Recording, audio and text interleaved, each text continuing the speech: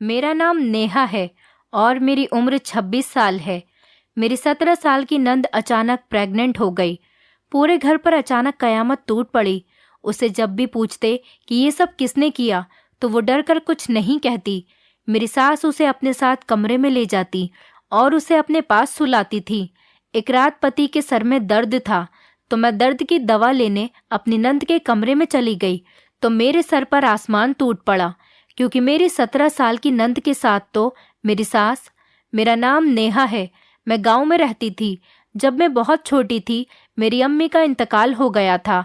मेरी परवरिश के लिए मेरे पापा ने दूसरी शादी कर ली थी और उनसे मेरे पापा के 3 बच्चे थे, एक बेटी और 2 बेटे। लेकिन वो मेरे साथ क्या व्यवहार करती थी इसकी मेरे पापा को बिल्कुल भी खबर नहीं थी, क्योंकि पापा सुबह को जाकर शाम को आया करते थे। तब मैं थक हार कर सो चुकी होती थी और सुबह मेरे उठने से पहले ही वो काम पर चले जाते थे। मेरे बहन भाइयों का व्यवहार भी मेरे साथ कुछ ज़्यादा अच्छा नहीं था। मेरी सौतेली माँ जैसे ही पापा काम पर जाते मुझे चीख कर उठा देती, कहती कि कमबख्त तू कब तक लेटी रहेगी, उठ जा, कब तक बिस्तर पर पड़ी रहेगी, जल्दी से उठकर घर का काम कर, तू नहीं करेगी तो तेरा बाप करेगा क्या। मैं सुबह उठकर घर का सारा काम करती, नाश्ता बनाती और फिर स्कूल जाती, और जब वापस स्कूल से आती तो फिर मुझे घर के कामों में लगा दिया जाता। और जब मैं रात को थक हार कर बिस्तर पर लेट जाती तो मैं अपनी अम्मी को याद करके बहुत ज़्यादा रोती कि पता नहीं क्यों ऊपर वाले ने मुझे मेरी अम्मी से दूर कर दिया। अगर मेरी सगी माँ होती तो वो मेरे साथ ऐसा व्यवहार कभी भी नहीं करती। मैंने काफ़ी बार पापा को बताना चाहा। जैसे ही मेरे पापा आते और मैं खाना लेकर जाती तो वो मेरे हाथ से खाना छीन लेती और पापा के सामने गुस्से से कहती कि सारा दिन तो पड़ी रहती है और अब पापा के लिए खाना लेकर ऐसे चल जा, यहाँ से जाकर सो जा, और फिर सुबह स्कूल के लिए नहीं उठती है। मेरे पापा से वो मेरी तरह तरह की शिकायतें करती। मैं चुपचाप वहाँ से चली जाती हूँ और थक हार कर सो जाती। मेरे पापा भी अम्मी के कहने पर चलते, उन्हीं की बात मानते, उन्हीं की सुनते थे। मेरे पापा का व्यवहार भी अब मेरे लिए पहले जैसा नहीं रहा। मैं रात को बहुत रोती और ऊपर वाले से कहती कि इस सब से मेरी जान कब छूटेगी और कब मुझे सुकून की जिंदगी मिलेगी। मुझे नहीं पता था कि मेरा बचपन खेलने कूदने के बजाय इस कश्मकश में गुजर जाएगा। इन हालातों ने मुझे वक्त से पहले बड़ा कर दिया था। मेरे और बहन भाइयों ने भी मेरे साथ ऐसा ही व्यवहार रखा था। वो मेरे पापा के साथ कदम से कदम मिलाकर चलते। मेरे पापा ने उन्हें बहुत ज़्यादा पढ़ाया लिखाया था और बहुत काबिल बना दिया था। अम्मी को भी इस बात का गुरूर था कि उन्होंने 2 बेटे पैदा किए हैं और मैं अपनी अम्मी की आखिरी निशानी थी। इसमें कोई शक नहीं कि मेरे पापा ने मेरी अम्मी से बहुत मोहब्बत की थी और वो मेरी परवरिश के लिए ही दूसरी शादी करने के लिए राज़ी हुए थे। लेकिन मेरी किस्मत में कुछ और ही लिखा था। मेरी दूसरी अम्मी मेरे साथ कभी इस तरह पेश नहीं आई जैसे मेरे पापा सोचते थे, बल्कि वो तो उल्टा मेरे पापा की नज़रों में मुझे इतना गलत साबित कर सकती है कि मैं ये बात सोच भी नहीं सकती थी। आखिर सौतेली माँ सौतेली ही होती है। मेरा स्कूल अब ख़त्म हो चुका था और मेरी सौतेली माँ ने अब मेरे लिए रिश्ते देखना शुरू कर दिए थे।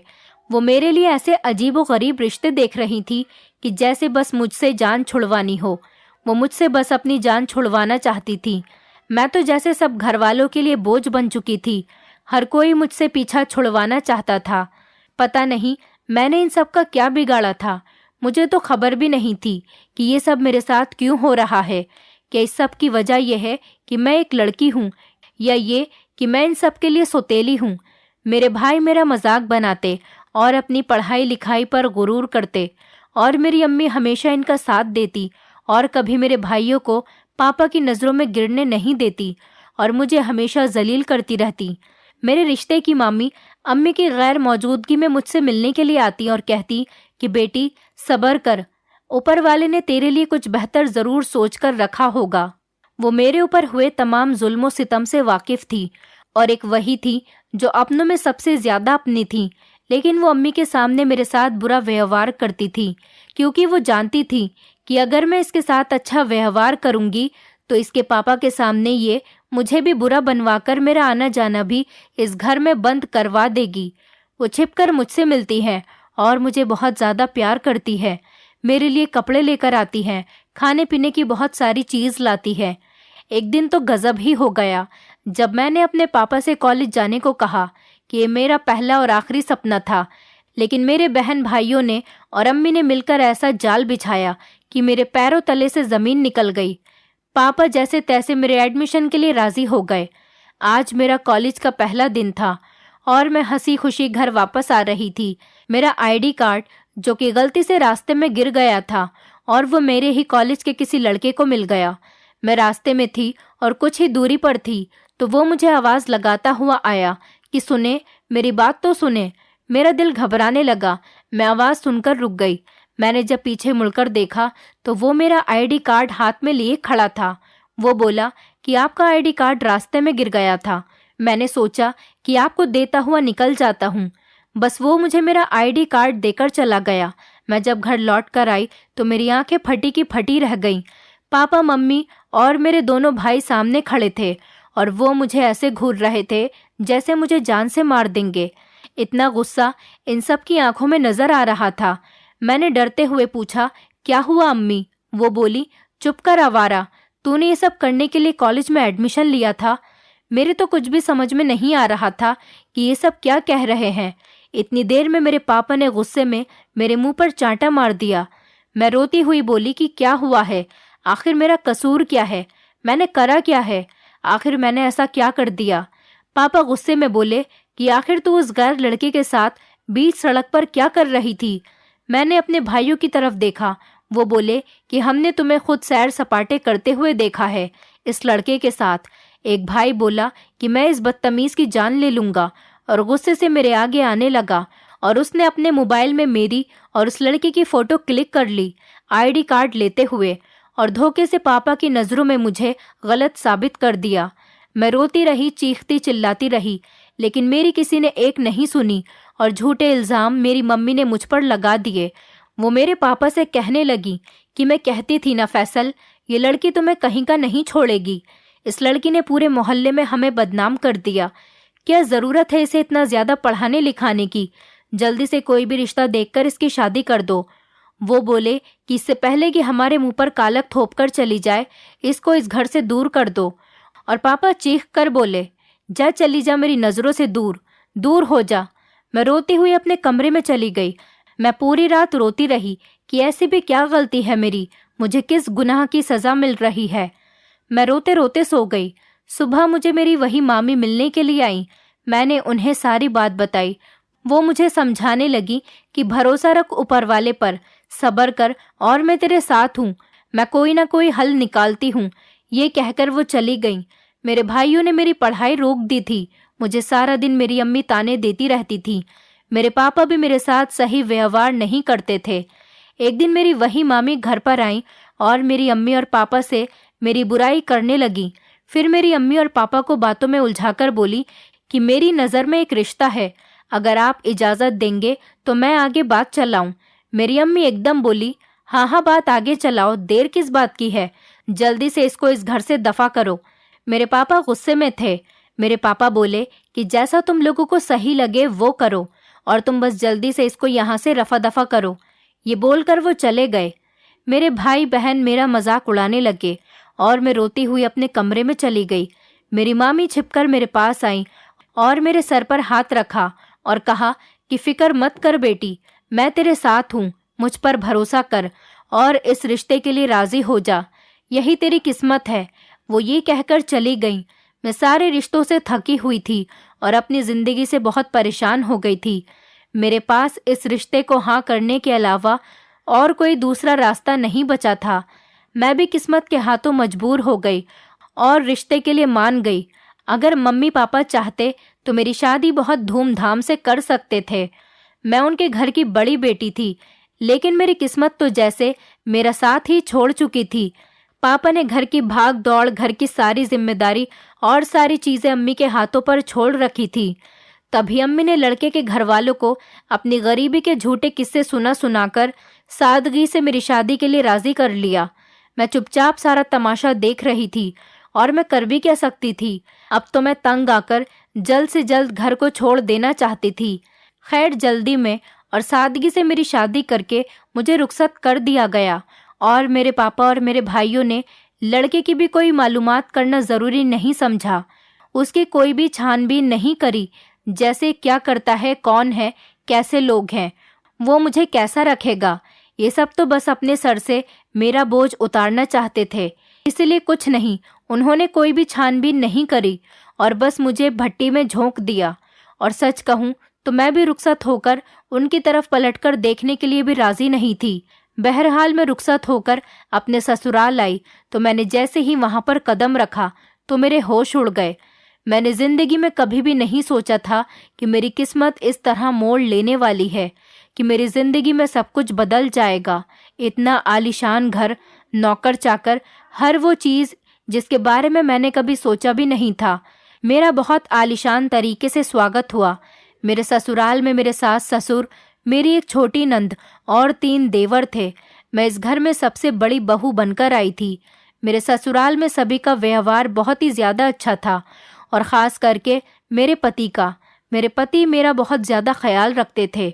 शादी की पहली रात उन्होंने मुझे बहुत समझाया कि तुम्हें परेशान होने की कोई ज़रूरत नहीं, मैं अब तुम्हारे साथ हूँ, तुम इस घर में आराम से रहो। ये तुम्हारी जिम्मेदारी है कि तुम इस घर का मान कभी मत तोड़ना। इस घर के लोग बड़ी चाहत से तुम्हें इस घर में लेकर आए हैं। मैं बहुत ज़्यादा खुश थी और मैं ये सोच रही थी कि ऊपर वाले ने मुझे वो सारी खुशियाँ दे दी जिसका मैं बचपन से इंतज़ार कर रही थी। अब मैं अपने घर वालों की शक्ल तक नहीं देखना चाहती थी।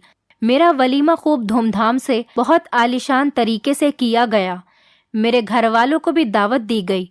मेरे पति ने मुझे समझाया कि कोई बात नहीं, वो लोग जैसे भी हैं तुम्हारे घर वाले हैं, उन्होंने जो भी किया वो उनकी गलती है और ऊपर वाले ने तुम्हें तुम्हारे सब्र का फल दे दिया। असल में मेरे पति मेरी मामी के सगे भांजे थे। मेरे साथ हुए सब जुल्म सितम के बारे में वो बहुत अच्छे से जानते थे। वो मेरे किसी भी राज से अनजान नहीं थे, वो सब कुछ जानते थे। जब मेरे घर वाले वलीमे पर आए तो उनकी आंखें फटी की फटी रह गईं। ये सब कैसे हुआ? हमने तो इसे लवारिस समझकर विदा कर दिया था और यहाँ तो जैसे इसकी किस्मत ही जाग गई हो। यहाँ तो सब मेरे आगे पीछे घूम रहे थे। मेरे देवर और नंद की भी भाभी भाभी करते जुबान नहीं थक रही थी और मेरे सास ससुर मुझे अपने खानदान वालों से मिलवा रहे थे। यहाँ पर सभी बहुत ही ज़्यादा अमीर थे। मेरे घर वाले कोने में खड़े ये सब कुछ देख रहे थे। मेरी अम्मी को तो ये सब देखकर जैसे आग लग रही थी। उनका बस नहीं चल रहा था, वो मेरी किस्मत का दिया मुझसे यहाँ पर भी छीन लेती। वो मेरे ससुराल वालों के कान भरने की कोशिश में यहाँ पर भी लगी रही थी, लेकिन किसी ने उन पर ध्यान नहीं दिया क्योंकि सब ऊपर वाले की रहमत से मुझे दिल से चाहते थे। दिन हंसी खुशी गुजर रहे थे। मैं सबसे ज़्यादा अपनी छोटी नंद, जिसकी उम्र 17 साल थी, निखत, उससे बहुत ज़्यादा अटैच हो गई थी। वो मुझे अपनी बड़ी बहन जैसा समझने लगी थी और मैं भी उसे अपनी छोटी बहनों की तरह समझती थी। वो मुझसे अपनी हर बात शेयर किया करती थी। भाभी भाभी कहती थी, मेरे आगे पीछे ही टहलती रहती थी। वो घर में सबकी बहुत ज़्यादा लाडली थी। पता नहीं क्यों मुझे उसमें अपना बचपन नज़र आता था। उसकी आंखों में मुझे उदासी नज़र आती थी। ऐसा लगता था उसकी हंसी के पीछे कोई गहरा जख्म छुपा हो और फिर मैं उसे अपना वहम समझकर नज़रअंदाज कर देती थी। यूं ही दिन गुजरते रहे। एक दिन भी मुझे अपनी सास के साथ ऐसा नहीं लगा कि जैसे वो मेरी माँ नहीं मेरी सास हों। वो भी मेरे साथ सगी माँ से भी ज़्यादा बहुत अच्छे तरीके से पेश आती। मुझे घर का कोई भी काम करने नहीं देती थी। नौकर चाकर काम में साथ साथ लगे रहते। मेरी नंद मेरे पास आकर बैठ जाती और मुझे कुछ कहने वाली ही होती, जैसे मुझे कुछ बताना चाहती हो, लेकिन फिर वो एकदम से डर जाती और मेरी सास फौरन वहाँ पर आ जाती और उसे गले से लगा लेती और कहती कि तुम तो बहुत कमज़ोर हो रही हो, चलो आराम करो, मैं तुम्हें गर्म करके दूध देती हूँ। और उससे प्यार करती हुई अपने साथ ले जाती और उसे अपने पास सुलाती। मुझे उसे देखकर आंसू आ जाते और ये देखकर मैं सोचती कि काश मेरी सगी माँ बचपन में मुझे यूँ छोड़कर नहीं जाती तो वो भी मुझसे ऐसे ही प्यार करती। मेरी लाडली नंद कितनी चहीती और कितनी खुशनसीब है, सबकी लाड दुलारी है। मुझे नहीं पता था कि किस्मत मेरे साथ क्या खेल खेल रही है। वक्त मुझ पर फिर से दोहराने वाला था। एक दिन रात को मुझे सोते हुए कुछ अजीब सी घुटी घुटी आवाज़ आने लगी। मैं भागती हुई अपनी सास के कमरे की तरफ गई। मुझे लगा कि मेरी सास की तबीयत खराब हो रही है, लेकिन जैसे ही मैं अपनी सास के कमरे में गई तो मेरी सास निखत का सर दबा रही थी। मैंने पूछा, क्या हुआ अम्मी? तो बोली, कुछ नहीं, इसके सर में दर्द है, मैं इसके सर की मालिश कर रही हूँ, तुम इसके लिए ज़रा चाय बनवा दो। मेरे ससुर काम के सिलसिले में ज़्यादातर बाहर ही रहते थे और अम्मी अपने पास निखत को सुला लेती थी। वो निखत से बहुत ज़्यादा प्यार करती थी, लेकिन मुझे ऐसा लगने लगा था कि निखत बहुत ज़्यादा परेशान सी रहती है। उसकी आंखों में अजीब सी कशमकश दिखाई देने लगी थी। मैंने उससे कई बार पूछने की कोशिश की तो वो डरी डरी सहम सी जाती थी। मैंने अपनी सास से बात की कि आप तो निखत के बहुत ज़्यादा करीब हैं, मुझे ऐसा लगता है जैसे निखत हम सब से कुछ छुपा रही हो। मेरी सास बोली कि हाँ, कुछ दिन से वो अजीब व्यवहार करने लगी है, उसकी तबीयत भी ठीक नहीं रहती। न जाने हमारी हंसती खेलती निखत को किसकी नज़र लग गई है। वो रोने लग गई। मैंने उन्हें तसल्ली दी, अम्मी आप परेशान न हो, हम सब निखत के साथ हैं। मुझे फिर से अपनी अम्मी की याद आ गई, निखत के लिए इतना प्यार देखकर। मेरी नंद परेशान सी, डरी सी, खोई खोई सी, सहमी सहमी सी रहती थी और ऐसा लगता जैसे वो मुझे कुछ बताना चाहती है, लेकिन डर की वजह से वो बोल नहीं पा रही। एक दिन वो भागती हुई मेरे पास आई और कहने लगी, भाभी भाभी। वो किसी खौफ में थी। मैंने उसका हाथ पकड़ा और वो चकरा कर एकदम वहीं पर गिर गई और बेहोश हो गई। मैंने जोर से सबको आवाज़ लगाई, सब जमा हो गए, सब उसको अस्पताल लेकर पहुंचे। उसके सारे टेस्ट हुए और हम निखत को लेकर घर पर आ गए। 2 दिन बाद जब उसकी रिपोर्ट्स आई तो सब बहुत ज़्यादा परेशान थे और सब घर पर ही थे। हम सब घर वालों पर तो जैसे कयामत टूट पड़ी जब पता चला कि मेरी 17 साल की नंद प्रेग्नेंट है। उसके चारों भाइयों की आंखों में जैसे खून उतर आया था। सबने निखत से हजारों सवाल कर डाले कि ये कब हुआ, कैसे हुआ, तुम कैसे इस खानदान की इज्जत को मिट्टी में मिला सकती हो। निखत डर गई और खौफ में थी। वो नजरें चुरा रही थी। मेरी तो कुछ भी समझ में नहीं आ रहा था कि मैं निखत का साथ दूं या फिर घर वालों का, क्योंकि इतनी कम उम्र में ऐसा होना ये तो हैरत की बात थी। या तो कोई निखत का गुनाहगार है जो निखत की इज्जत के साथ खेल गया। मैं भी बहुत ज़्यादा सदमे में थी, लेकिन जब भी मैं अपनी नंद को देखती तो मुझे उसकी आंखों में अपना बचपन नजर आता। मेरा ज़मीर भी कश्मकश में घिरा हुआ था। सब लोग निखत के खिलाफ थे, लेकिन मेरी सास ने निखत का साथ नहीं छोड़ा। वो पूरा दिन इसको अपने कमरे में रखती। मैं जब भी उससे मिलने जाती वो इसकी खिदमत में लगी हुई होती। कमरे में से रोने की आवाज़ें आती। मैं जब निखत से मिलने जाती तो वो डरी डरी सहमी सहमी बेड पर बैठी रहती। मैं उससे पूछती और कहती कि घबराओ मत निखत, मैं तुम्हारे साथ हूँ। बताओ ये किस कमबख्त ने किया, तुम्हारे साथ। उसे उसके गुनाह की सज़ा ज़रूर मिलेगी। वो मेरी बातों से थोड़ा सुकून में आई, लेकिन उसने मुझे ऐसा इशारा किया कि मेरे तो पैरों तले से ज़मीन निकल गई। मैं तो अजीब परेशानी में घिर गई और मैं उठकर वहाँ से चली गई। मेरी सास ने उसे दवाई देकर सुला दिया।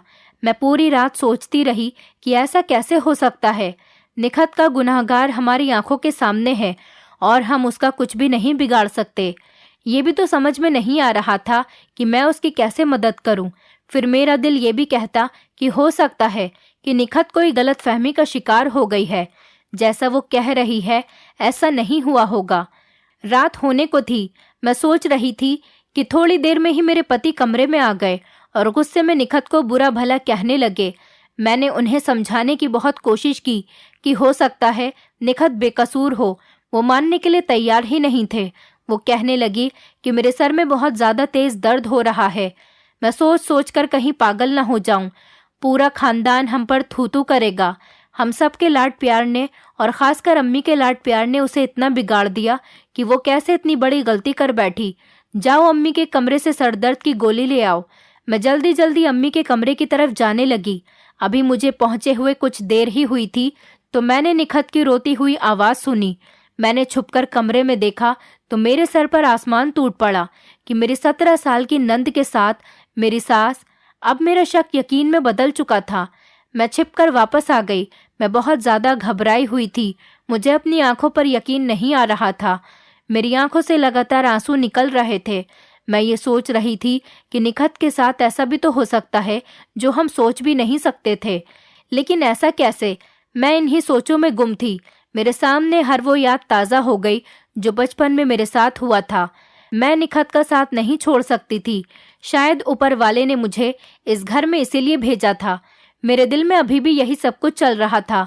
इतने में ही मेरी सास मेरे कंधे पर हाथ रखकर बोली। मैं एकदम से चौंक गई। वो रोने लगी कि मेरी निखत को बचा लो, मैं ये सब कुछ बर्दाश्त नहीं कर सकती, मैं जीते जी मर जाऊंगी। शायद मुझे आहिस्ता आहिस्ता सब समझ में आ रहा था। मुझे कुछ सवालों के जवाब ढूंढने थे और इस गुनाहगार को रंगे हाथ पकड़ना था। मैं मेहनत करने में लगी हुई थी और एक तरफ सोच रही थी कि मेरे पति और बाकी के घर वाले मेरी बात पर बिल्कुल भी यकीन नहीं करेंगे। मैं हर रात अपनी सास के कमरे में छिपकर जाती और सबूत तैयार करती। एक दिन मैं अपने पति के साथ बातों में व्यस्त थी। अचानक से मुझे ख्याल आया और मैंने निखत की बात छेड़ दी। लेकिन जब मेरे पति के मुंह से ये निकला कि हमने निखत को सगी बहनों से ज्यादा प्यार किया और कभी उसे सौतेली नहीं समझा, मेरे तो होश ही उड़ गए। ये सब क्या हो रहा है? मैं भागी हुई अपनी मामी के पास गई जिसने मेरा रिश्ता तय करवाया था। उन्होंने कहा, बेटी, मैं तुम्हें इस घर में इसीलिए ही लाई थी कि तुमसे बेहतर निखत को कोई और नहीं समझ सकता। अब तुम ही इसकी मदद कर सकती हो। तुम ही एक ऐसी इंसान हो जो इसका दर्द समझ सकती हो। मैं इनसे बात करके घर वापस आ गई और रात को छुपकर सास के कमरे में एक कैमरा लगा दिया जिसमें हर रात होने वाले निखत के साथ मूवमेंट रिकॉर्ड होने लगे और मैं सही वक्त का इंतजार करने लगी जब मैं इस गुनाहगार का राज सबके सामने लेकर आऊंगी। और वो वक्त आ गया और आज मेरे ससुर भी घर में थे। मेरी सास रो रो कर उन्हें निखत के प्रेग्नेंट होने की बात बताने लगी। मेरे पति और तीनों देवर भी घर में वहीं पर मौजूद थे। मैंने कहा, प्लीज आप लोग मेरी एक बार बात तो सुने, उसके बाद आप निखत को जो चाहें सजा दें। मैंने सबको सारी सच्चाई बता दी, लेकिन मेरे पति मुझ पर हाथ उठाने लगे। बोले, खबरदार, अगर तुमने मेरी माँ को एक लफ्ज और भी कहा तो वो मुझे थप्पड़ मारने ही वाले थे। तभी निखत चीख पड़ी और मेरे पति का हाथ पकड़कर बोली, बस भाई, अब और नहीं, मेरा सब्र अब टूट चुका है। मैं आपको सच बताना चाहती हूँ। इतनी ही देर में वहां पर पुलिस आ गई और मेरी सास को गिरफ्तार करने लगी। सब हैरानगी से मेरी तरफ देखने लगे। मैंने कहा, आखिर सगा सगा ही होता है और सौतेला सौतेला। मेरे पति बोले, आखिर क्या मतलब है तुम्हारा? मैं बोली, जो मेरे साथ बचपन में हुआ वो सब कुछ निखत के साथ दोहराया जा रहा था। मुझे 3-4 बार शक हुआ था जब मैंने निखत को अम्मी के कमरे में रोता हुआ और चीखता हुआ देखा था। अम्मी निखत के बाल नोच नोच कर रात को उसे मारती थी और इसको डरा धमका कर रखती थी, क्योंकि पापा से इनके 4 बेटे हैं और निखत अम्मी की सौतेली बेटी है और पापा की जायदाद का ज्यादातर हिस्सा निखत के नाम पर था। वो कैसे भी करके इसे शर्मिंदा करके इस घर से निकलवा देना चाहती थी या फिर इसे पागल साबित करके पागल खाने भेज देना चाहती थी। और आप सब लोग सालों से इस बात से बेखबर थे, क्योंकि आपके सामने तो वो निखत पर बहुत ज्यादा प्यार लुटाती थी। लेकिन किस्मत का करना देखो, मुझे ऊपर वाले ने यहाँ पर इसीलिए भेजा कि जो कुछ मेरे साथ बचपन में हुआ वो किसी और लड़की के साथ दोबारा न हो। पहले तो निखत के साथ अम्मी का प्यार भरा व्यवहार देखकर मुझे अपनी अम्मी की याद आती थी, लेकिन मुझे बहुत ज्यादा अजीब सा लग रहा था। लेकिन आपने जिस दिन मुझसे कहा कि निखत आपकी सगी नहीं बल्कि सौतेली बहन है, तो मैं अपनी मामी के पास भागी और मामी, जो निखत की अम्मी और निखत के बारे में सब जानती थी, वो सब कुछ मुझे बताने लगी कि कैसे निखत की अम्मी को निखत के पापा के सामने गलत फहमियों का शिकार करके कैसे उसे घर से निकाला और पैसों के लालच में पूरी जिंदगी आप सबको धोखे में रखा। इतना सब कुछ कहने के बाद भी मेरी बात पर कोई यकीन नहीं कर रहा था। सास को तो पुलिस ले जा चुकी थी। निखत भी रो रो कर सबको सच बताने लगी, लेकिन कोई मेरा साथ देने के लिए तैयार नहीं था। मेरे ससुर बोले कि हाँ, मुझसे एक गलती जरूर हुई है, शायद लड़की ठीक कह रही है। मेरे ससुर रोने लगे तो मैंने कहा, पापा बताएं आप सबको। तो पापा बोले, मैंने निखत की माँ से दूसरी शादी अपनी पहली बीवी की बातों में आकर की थी, और जब उसने अपनी सारी जायदाद और दौलत मेरे नाम कर दी तो मैंने उस पर झूठा इल्जाम लगाकर उसे घर से निकाला था। लेकिन ये सब मैंने अपनी पत्नी की बातों में आकर किया, और अब समझ में आया कि वो औरत मेरे साथ क्या खेल खेल रही थी। निखत की माँ कुछ सालों बाद इस दुनिया से चली गई, लेकिन उसकी सारी दौलत निखत के नाम है। वो बगैरत इतने सालों से हमें धोखा दे रही थी और मैं कभी भी समझ नहीं सका और बेखबर होकर सब कुछ उसके हाथ में दे बैठा। और मैं निखत की माँ पर जो शक किया वो भी झूठा था। इस औरत ने हम दोनों के बीच गलतफहमी पैदा की और खुद सीधी साधी बनकर तमाशा देखने लगी। वो रोने लगे और कहने लगे, निखत मुझे माफ़ कर दो मेरी बेटी, मुझसे बहुत बड़ी गलती हुई है। ये सब होने के बाद इनके चारों बेटे रोने लगे और कहने लगे, नहीं, हमारी माँ ऐसा नहीं कर सकती। मुझे यकीन था कि मेरे पति हमारी बातों का यकीन नहीं करेंगे। जाहिर है वो सगी औलाद जो ठहरी उनकी। फिर मुझे उस कमरे की याद आई। मैं फौरन सास के कमरे में गई और वो कैमरा लाकर जो मैंने सास के कमरे में लगाया था वो लेकर आ गई और अपने पति को देते हुए बोली, ये लो सबूत जिसमें तुम्हारी अम्मी की सारी कहानियां मौजूद हैं जो निखत कितने सालों से बर्दाश्त कर रही थी। उस कैमरे की वीडियो देखकर वो चारों भाई भी रोने लगे कि कैसे वो डराती और धमकाती थी और कैसे निखत को खौफ में रखती थी। फिर अचानक मेरे दिमाग में आया और बोली, निखत वो तुम्हारा प्रेग्नेंट होना। वो रोती हुई बोली, भाभी मैंने कोई ऐसा गुनाह नहीं किया। अम्मी ने आप सबकी नज़रों में मुझे गलत साबित करने के लिए झूठी रिपोर्ट्स बनवाकर आप सबको दिखाई थी और डॉक्टर भी पैसों के लालच में अम्मी के साथ मिली हुई थी। वो मुझे बेहोशी की दवाइयाँ देती रहीं और मेरी तबीयत दिन ब दिन बिगड़ती रही। चारों भाई निखत की नज़रों में बहुत ज़्यादा शर्मिंदा हुए और निखत से रो रो कर माफ़ी मांगने लगे कि ये सब उनकी अम्मी ने किया है। हमें इस बात की कभी खबर नहीं हुई और आज सच्चाई हमारे सामने आ ही गई। अम्मी को उनके किए की सज़ा ज़रूर मिलेगी। हम सब भाई निखत तुम्हारे साथ हैं। तुम्हारे साथ हुए जुल्म के और ज़्यादती के जिम्मेदार भी हैं। हो सके तो हमें माफ़ कर देना। तुम हम सब की लाडली थी और आज भी हो और हमेशा रहोगी। हमने तुम्हें कभी भी सौतेला नहीं समझा। अम्मी को जेल हो चुकी थी। हम सब अपनी ज़िंदगी में खुशी खुशी रहने लगे। निखत को हमने पढ़ा लिखाकर एक अच्छे घर में शादी कर दी और मेरे ससुर ने भी अपने हिस्से की सारी दौलत और जायदाद निखत के नाम कर दी थी। मैं अपने पति के साथ बहुत ज़्यादा खुश थी। ऊपर वाले ने हमें बेटी और बेटा दोनों से नवाजा था। मेरे तीनों छोटे देवरों की भी शादियां हो गईं, लेकिन काफ़ी समय बाद मेरे पापा मेरे घर पर आए और मुझसे माफ़ी मांगने लगे और मुझे बताया, एक हादसे में मेरी सौतेली माँ और तीनों भाई बहन की मौत हो गई और मेरी अम्मी अपनी आखिरी सांसें ले रही थी और जाते जाते पापा को सारा सच बता गई। ये सब सुनकर मैं रोती हुई उनके गले से लग गई और मैंने उन सबको दिल से अपना लिया था। खैर ऊपर वाले ने शायद उनको मेरे साथ किए हुए जुल्म की इस तरह से सज़ा दी है। ये तो सच है कि सगे और सौतेले रिश्ते कहीं ना कहीं धोखे दे ही जाते हैं, लेकिन गलत का अंजाम हमेशा बुरा ही होता है। इंसान के किए हुए गुनाहों की सज़ा ऊपर वाला इसी दुनिया में दिखा ही देता है। ऊपर वाले की लाठी जब पड़ती है तो इंसान कहीं का नहीं रहता। दोस्तों उम्मीद करती हूँ आपको हमारी कहानी पसंद आई होगी। कहानी पसंद आई है तो वीडियो को लाइक करें, चैनल पर नए हैं तो चैनल को सब्सक्राइब करें और हाँ, नोटिफिकेशन बेल को ज़रूर दबाएं ताकि अगली अपडेट सबसे पहले आपको मिले।